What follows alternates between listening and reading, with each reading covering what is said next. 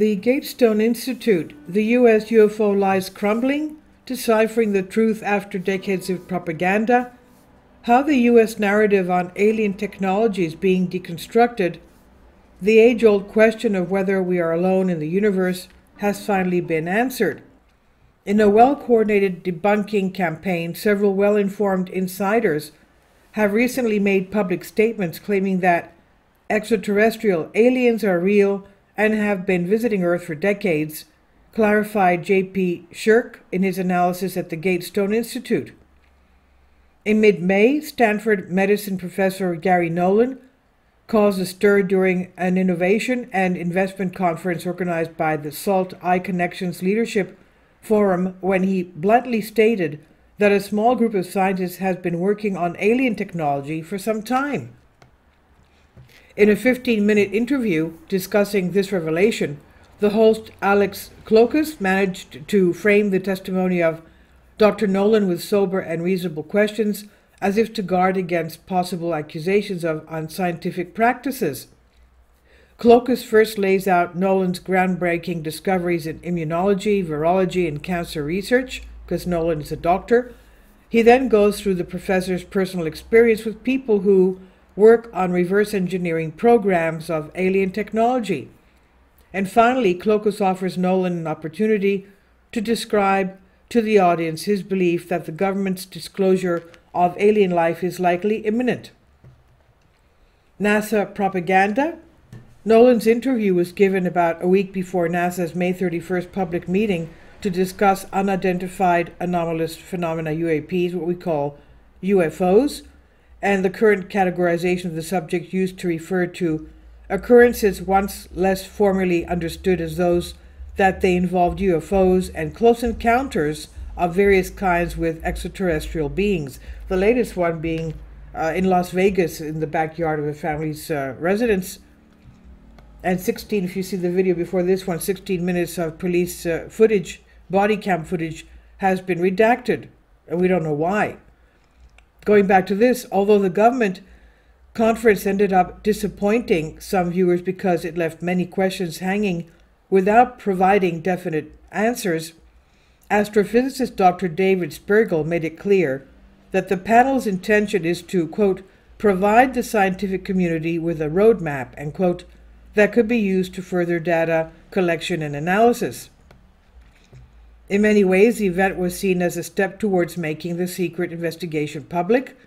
In early June, 2 different online publications published articles identifying witnesses with personal knowledge of UAPs, UFOs, who were now calling for greater government disclosure.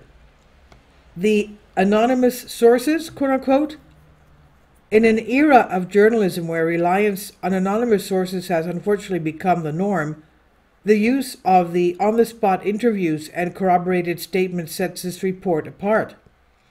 In an essay for Politico titled, "If the government has material on UFO crashes, it's time to reveal it," former Deputy Assistant Secretary of Defense for Intelligence Christopher Mellon detailed his direct involvement in turning over UAP evidence to Congress, work that eventually led to the establishment of the All-Sector Anomaly Resolution Office, AARO, which was organized to investigate and document encounters with unidentified craft that may be of extraterrestrial origin.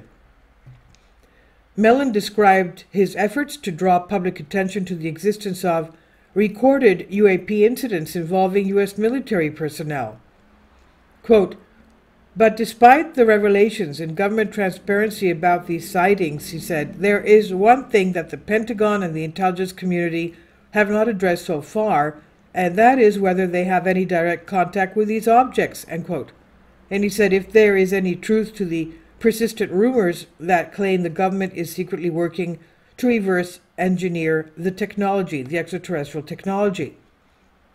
Mellon personally referred 4 witnesses to AARO who claimed to have knowledge of a secret U.S. government program involving the analysis and exploitation of materials recovered from off-world craft, and knows other sources with additional information, although AARO is under no legal obligation to report its findings to the public.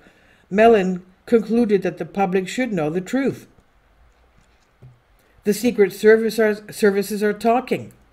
Within 2 days of the Politico article, another online publication, The Debrief, published a story titled, Intelligence Officials Say U.S. Has Recovered Craft of Non-Human Origin.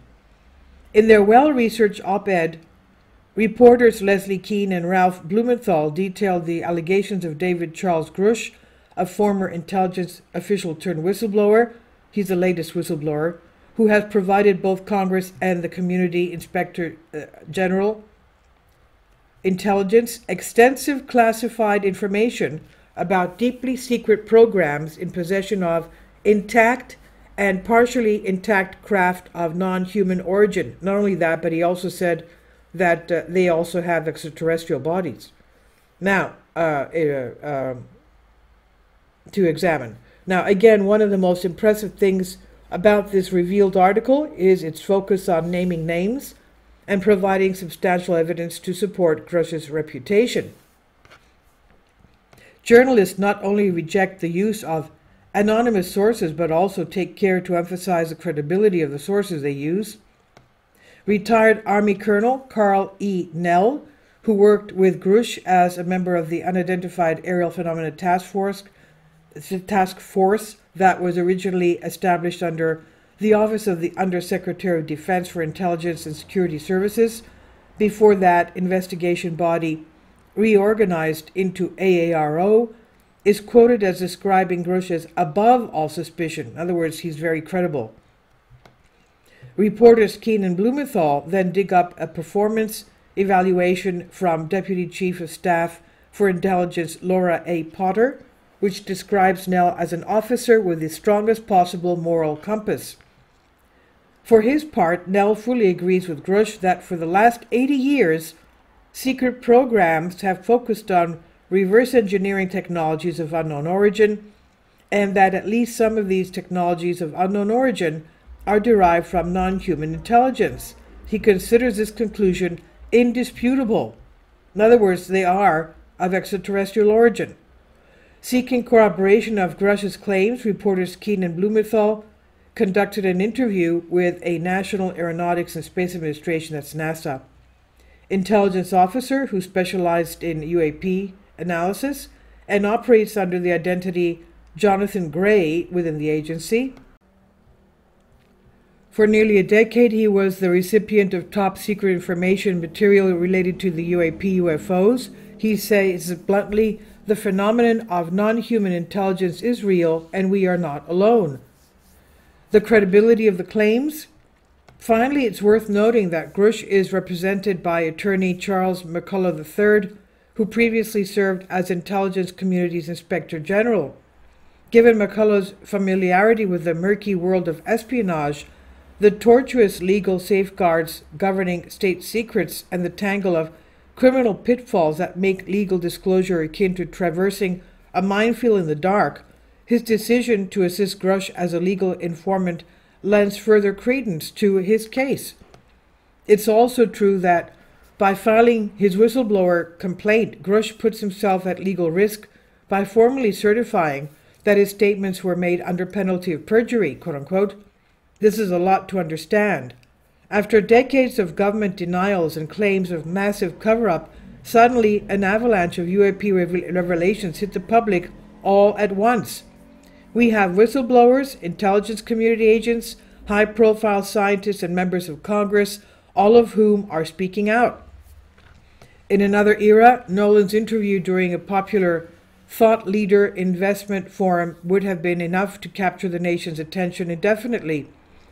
Coupled with two provocative articles detailing first-person accounts confirming the existence of extraterrestrial technology, the revelations of the past few weeks should be enough to eclipse any other news in the world. Instead, the response from all news outlets was almost complete radio silence. Tucker Carlson, on the first episode of Tucker on Twitter, called whistleblower Grush's allegations a bombshell of the millennium, one that was completely ignored. How can a news story with the potential to completely transform the way people understand their universe cause such a small ripple in the pond of current events? Carlson argues that Americans have been deceived for so long on so many different issues that no one at this point has any idea what to believe. He says nobody knows what's going on. He says a small group of people control access to all the relevant information and the rest of us don't know. And the scripts, given the apparent coordination of UAP revelations in recent weeks, only two scenarios seem plausible. Either a team of scientists, intelligence, military personnel, lawyers, and politicians work together behind the scenes to deliver to the public enough confirmed information to break through nearly all 100 years of state secrecy, whether this diverse collection of professionals is part of an elaborate disinformation campaign used to manipulate perception and opinion audience. In other words, either there is a highly organized effort to reveal a spectacular but hidden truth to the rest of humanity, or there is a highly organized effort to use information warfare as a means of shaping collective consciousness. Either the US government has been engaged in a massive conspiracy for nearly a century or hide important truths from its own citizens concerning ETs and UFOs, or it's involved today in a massive conspiracy to massively manipulate people's minds at a time when political leaders like to toot the virtues of democracy. Either possibility confirms a shocking disrespect for popular sovereignty. People are bombarded with so much government-sanctioned propaganda and outright lies that they never know if the official statements are true. Outside institutions, including academia and the media, have embraced so much fake news over the years that their reputations are in no better shape. The end result is that they don't trust and believe any of the people in positions of authority. The bombshell of the millennium is exploding right outside the doors of Americans, and the public is largely shrugging its shoulders because it has long since accepted an ugly truth. It is constantly being deceived. This is from Banking News, from Newsstream, and I've translated this for you from a Greek article. Please leave your comments. Thank you for your support. Kindly support my Patreon account. The daily posts are 5 videos daily, and they are totally different from what I have on my YouTube channel. Thank you so much for your support and that you find all my content so interesting. You'll find the Patreon account details in the description box below.